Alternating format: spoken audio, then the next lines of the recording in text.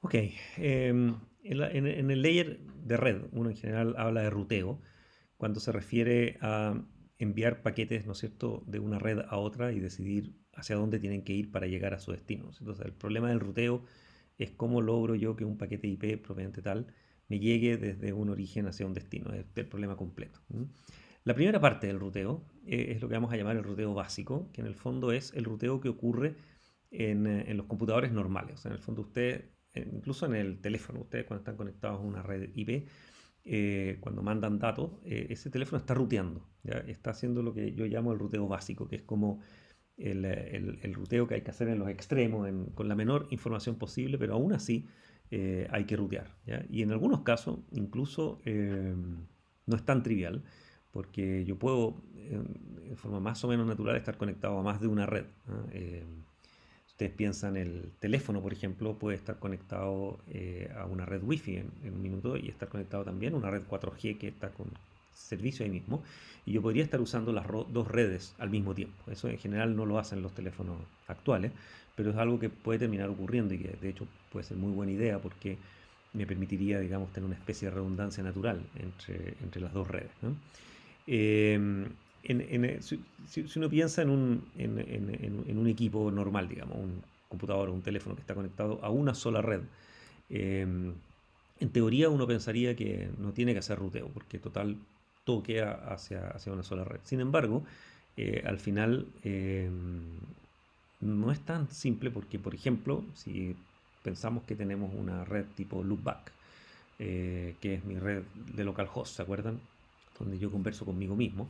Entonces ya estoy conectado a dos redes. Estoy conectado a la red Wi-Fi, Ethernet, etcétera, que es la salida de mi computador, pero también estoy conectado a esta especie de red virtual que es Loopback. Y por lo tanto tengo que decidir si mis paquetes van hacia la red de Loopback o hacia la red de Internet. ¿Ok? Y peor que eso, vamos a ver que hay una cosa un poquito más difícil, que es que yo voy a trabajar en forma un poco distinta si mis paquetes van a un destino que está en la misma red local que yo. O sea, estoy, por ejemplo, mandándole paquetes a mi impresora que está conectada en la misma red de la Wi-Fi de la casa. O si le estoy mandando paquetes a la red de la Universidad de Chile, que entonces no está conectado directamente a mi red, sino que tiene que pasar a través de mi router y tiene que irse hacia Internet. ¿Ok? Entonces, todo el problema de ruteo, que es parte en el extremo, digamos, donde se generan los paquetes, por ejemplo, en el computador o en el teléfono de ustedes, después ejecutan en los routers que están en el camino y después, de alguna forma, incluso en el servidor final, donde llegan esos paquetes, todo ese decisión, digamos, de qué hago con estos paquetes IP, le vamos a llamar ruteo básico, ¿ok? Que es como en el fondo yo miro un datagrama que me lo generó, por ejemplo, una aplicación internamente en mi mismo computador o me llegó desde alguna interfaz de red y tengo que decir qué hago con él, ¿ya? Y eso es básicamente lo que vamos a llamar ruteo básico y todos los equipos conectados, digamos, a internet de una forma u otra lo hacen, ¿ya? Y es básicamente tomar un datagrama que llegó de alguna forma y tengo que decir qué hago con él. Entonces, por ejemplo, un router conectado que hace todo el trabajo del ruteo en internet, al final lo que hace es, en la práctica, es un ruteo básico, es recibir el datagrama, mirar en una tabla y decidir hacia dónde lo tiene que enviar. Y eso es lo que hacemos todos los que estamos conectados a internet en forma sistemática todo el tiempo, de modo de ir logrando que ese datagrama se acerque hacia su destino final. Eh, el ruteo es lo mismo para los datagramas que se generan internamente como para los que se reciben desde la red. La única diferencia entre un router y un computador final, digamos, ¿no es cierto?, es que el router está conectado a muchas redes y por lo tanto su pega es más complicada, pero, pero no es más que eso. O sea, la única diferencia entre un router y un computador es básicamente que el router tiene muchas interfaces de red y tiene que estar ruteando entre todas ellas. Pero al final un router es un computador, tiene un procesador, memoria, tiene un layer IP.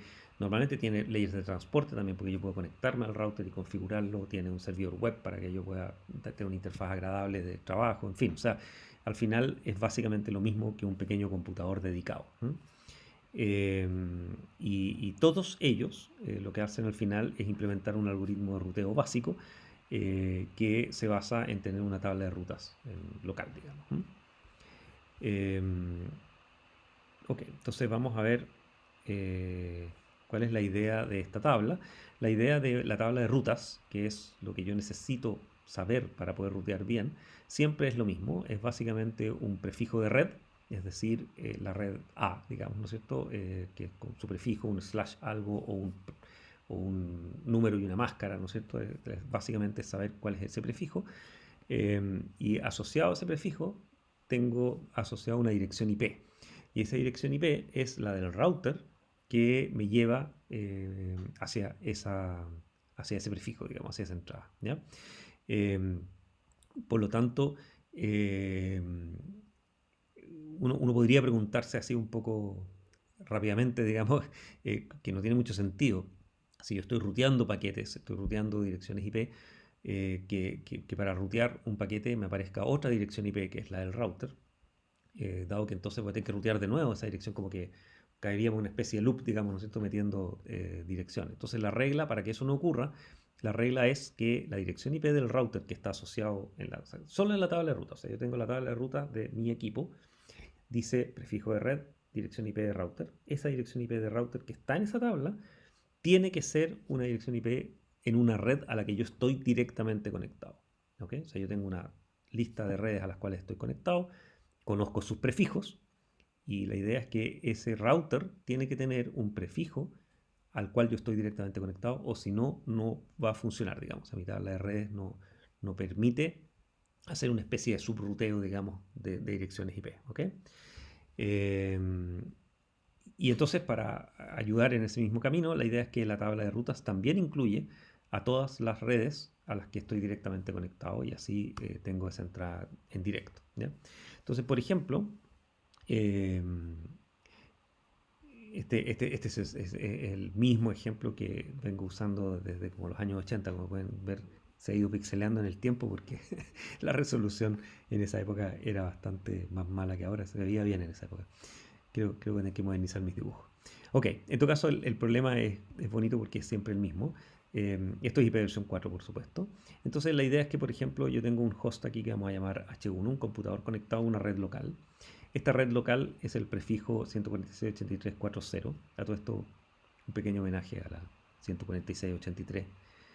Fue la primera clase B que yo conocí, que pidió Reuna para todas sus universidades, y la 146.83.4 fue de la Universidad de Chile. Eh, creo que todavía se usa en algunos pedazos de la red, pero fue nuestra gran dirección IP por muchos años. Ok, entonces la 83.4.0, por ejemplo, es esta red de acá, y lo que nosotros hacíamos era tener una red local conectada a un router, y ese router tiene la salida a internet, digamos. Este es mi router de salida a mi proveedor, ¿ya? Pero también dentro de, digamos, la red local de, no sé, mi edificio, mi departamento, etcétera, tengo otro router más que me conecta a una segunda red dentro de mi misma institución, que va a ser la 146.83.5. ¿Ok? Entonces tengo el prefijo 4 y el prefijo 5, son redes mías que yo conozco. Para llegar aquí a la 5 tengo un pequeño router acá que está en la 4.2. Si se fijan, comparte el prefijo. Todos los computadores de esta red comparten el prefijo 146.83.4. Y lo que hago es, y también el router, digamos, de salida, que es el 1. Eso es convención, pero es una muy buena convención, que el router de mi red siempre tenga el primer número disponible, y eso hace que es más fácil de recordar para los administradores, ¿no? Entonces, este es un ejemplo un poquito, digamos, inventado, porque, por ejemplo, en la casa de ustedes probablemente no van a tener una segunda red con un router, ¿no es cierto? Pero en una institución pequeña, digamos, una pyme o algo así, es bastante normal, porque este podría ser la red de contabilidad, que la quiero mantener separada de la red de operaciones, eh, por razones de seguridad o cosas así, y por lo tanto este es un escenario bastante posible, digamos, ¿no? Entonces, si ustedes se fijan, lo interesante de esto es que H1, que es un computador final, hasta un teléfono podría ser, está conectado a una red y tiene una sola interfaz de red. Aún así, él tiene que tener una tabla de rutas que no es tan trivial, porque lo que todo el mundo siempre tiene que tener es a qué redes yo estoy directamente conectado. Entonces él está conectado al 4.0. Este esta sería una máscara 255.255.255.0, ¿no es cierto? O sea, no lo puse acá, pero en el fondo estoy suponiendo que el último byte es el sufijo de host, ¿no? Y entonces, si yo soy H1, lo que yo hago es que digo, este es de tipo directo, o sea, yo estoy directamente conectado a esa red y entonces en general en el número IP del router que debería aparecer acá es mi misma dirección IP porque en el fondo soy yo mismo la interfaz directa hacia esa red. Esa red es un poco distinta a lo normal porque es una red a la que yo estoy directamente conectado.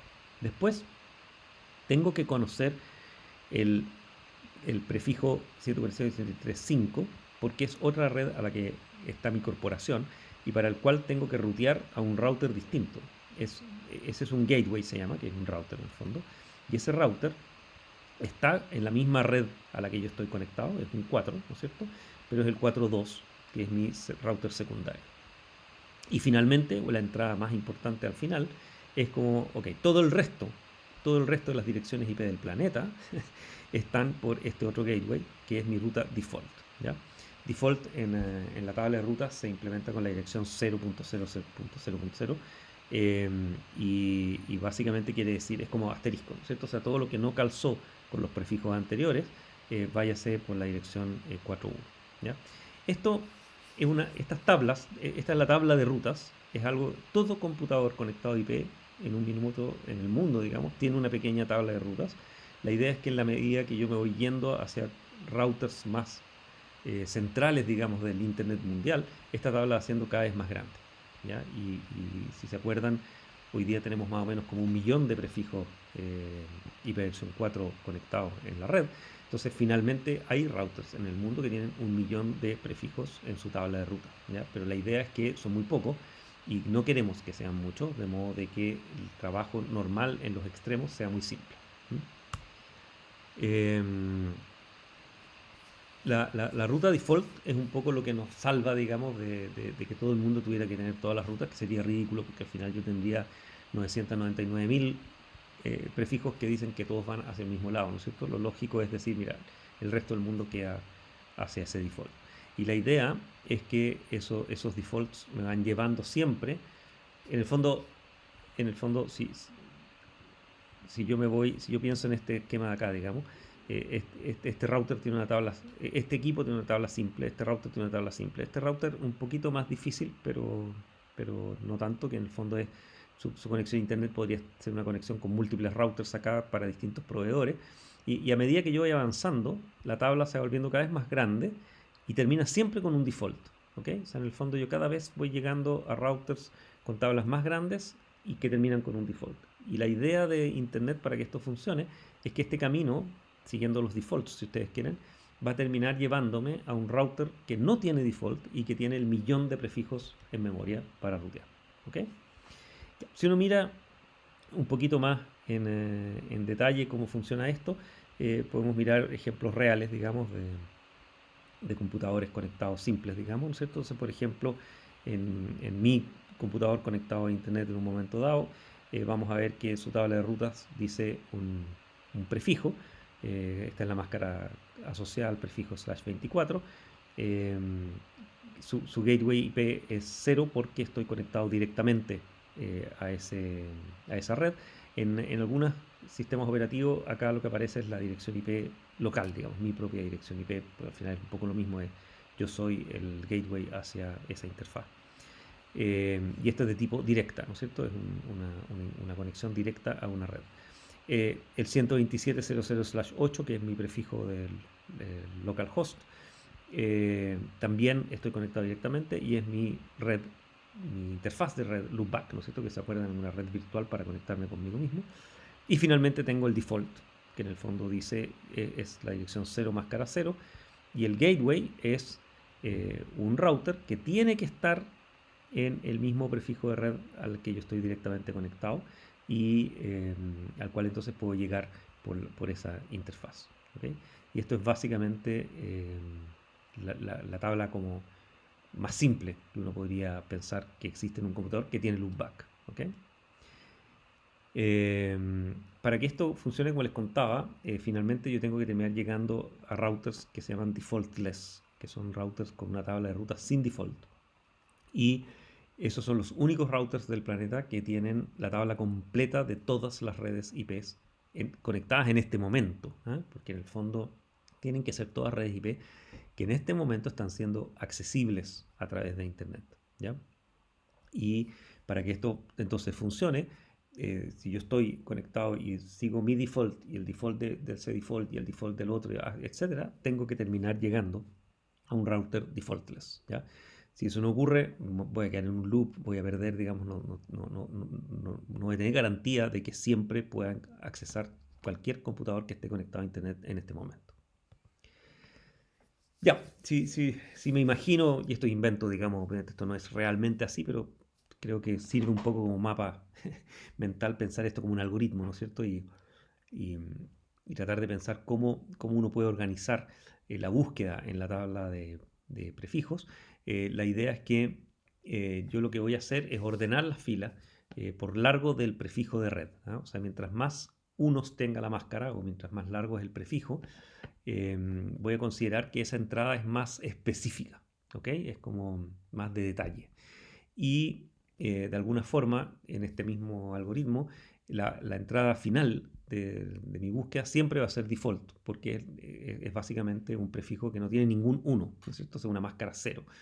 Entonces, si ordeno las filas por largo del prefijo de red, el default siempre va a estar al final. Y las rutas más específicas, que tienen como más largo al principio, las voy a buscar primero, ¿ya? Y esto es muy importante para poder generar lo que se llaman excepciones al ruteo. Lo vamos a ver en un minuto. Entonces, ¿cómo sería esto? Sería más o menos como decir, yo recibí un datagrama con una dirección IP de destino y quiero buscar la ruta que le corresponde dentro de mi tabla de rutas, ¿ya? O sea, es decir, a qué fila de la tabla calza este destino. Digamos, si pensamos en este ejemplo, ¿no es cierto? Si yo quiero encontrar el camino a 192.168.1.1, que era mi router, entonces voy a entrar a la tabla ordenado por largo de prefijo. Entonces, por ejemplo, este es primero, después va a ser este, después va a ser este. Entonces voy a comparar con este. ¿Cómo hago la comparación? Agarro la máscara, le hago AND a la dirección IP de destino, de modo de extraer solo el prefijo, y comparo ese prefijo en forma directa con el prefijo que tengo acá. ¿Ok? Y si calza, tiene que ser exactamente igual bit a bit.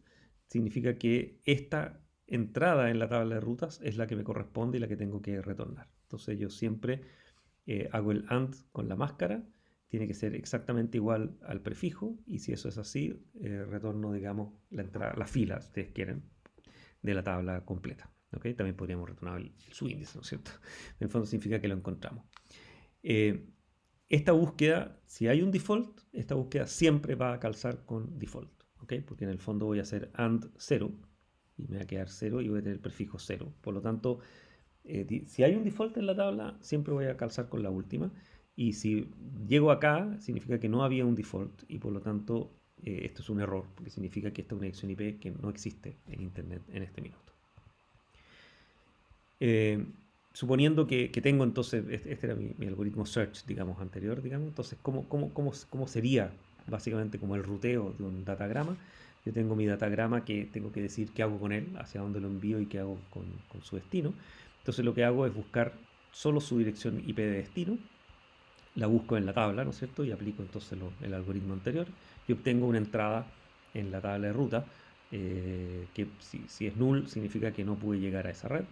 Si lo obtuve, entonces veo si es una ruta directa. Si es una ruta directa, ¿qué significa? Significa que voy a tener que hacer ARP con la dirección de destino de este datagrama. Voy a tener que transformarlo a dirección física, etcétera, y voy a tener que enviárselo directamente. Voy a suponer que existe una especie de rutina, ¿no es cierto?, de la red física, que la vamos a llamar sendFis, que yo le entrego el datagrama, le entrego su dirección de destino y la interfaz por la cual tiene que físicamente enviar. Entonces él va a buscar esa dirección de IP destino en su caché ARP, ¿no es cierto? Si lo encuentra va a usar la dirección física, si no lo encuentra va a ser ARP, lo que vimos en el capítulo anterior. Y si no es directa y la ruta es de tipo gateway, es un poco distinto, si se fijan, porque por supuesto tengo que enviar el datagrama tal cual como está, pero no se lo voy a enviar a la dirección de destino de ese datagrama, sino que se lo voy a enviar al gateway de destino, es decir, la dirección IP a la que yo voy a hacer ARP o la voy a buscar en el caché, etcétera. Y finalmente voy a usar su dirección física para que este datagrama se vaya a ese computador. No es el de destino porque el computador de destino no está conectado en mi red, sino que es al router de destino, ¿ok? Que sí está conectado en mi red y que sí está en una interfaz física. ¿Te fijas? Entonces, la diferencia entre estos dos es ese campo de acá, digamos, ¿cierto? Donde en un caso uso el destino real del datagrama porque ya llegué a la red de destino y en el otro caso uso el router porque necesito seguir ruteando este paquete.